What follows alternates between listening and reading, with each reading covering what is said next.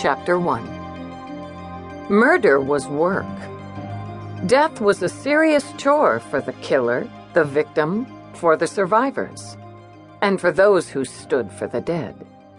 Some went about the job devotedly, others carelessly, and for some, murder was a labor of love. When he left his Park Avenue condo for his regular morning stroll, Walter C. Pettibone was blissfully unaware he was in his last hours of life. He was a robust 60 and a canny businessman who'd increased his family's already considerable fortune through flowers and sentiment. He was wealthy, healthy, and just over a year before had acquired a young blonde wife who had the sexual appetite of a Doberman in heat and the brains of a cabbage. His world, in Walter C. Pettibone's opinion, was just exactly so. He had work he loved, 2 children from his first marriage, who would one day take over the business he had taken over from his own father. He maintained a reasonably friendly relationship with his ex, a fine, sensible woman, and his son and daughter were pleasant, intelligent individuals who brought him pride and satisfaction. He had a grandson who was the apple of his eye. In the summer of 2059, World of Flowers was a major intergalactic enterprise, with florists, horticulturists, offices, and greenhouses, both on and off planet. Walter loved flowers, and not just for their profit margin. He loved the sense of them, the colors, the textures, the beauty of both foliage and blossom, and the simple miracle of their existence. Every morning he would visit a handful of florists to check the stock, the arrangements, and just to sniff and chat and spend time among the flowers and the people who loved them.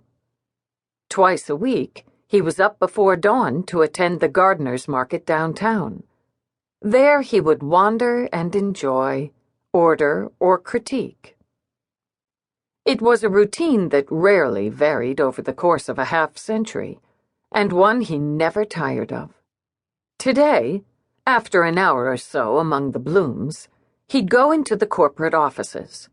He'd spend more time there than usual in order to give his wife the time and space to finish preparations for his surprise birthday party. It made him chuckle to think of it. The sweetheart couldn't keep a secret if she stapled her lips together. He'd known about the party for weeks and was looking forward to the evening with the glee of a child. Naturally, he would act surprised and had practiced stunned expressions in his mirror only that morning.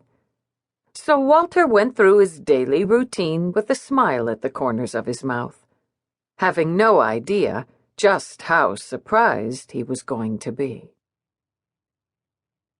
Eve doubted she'd ever felt better in her life.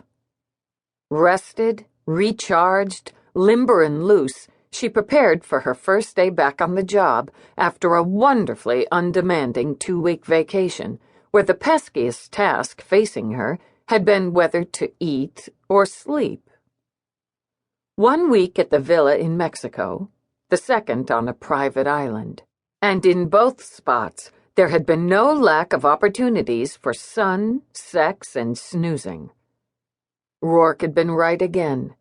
They'd needed the time together. Away. They'd both needed a period of healing.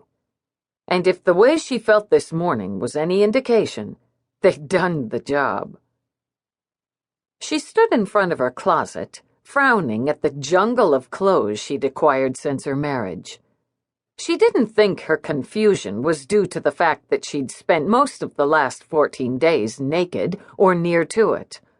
Unless she was very much mistaken, the man had managed to sneak more clothes in on her. She yanked out a long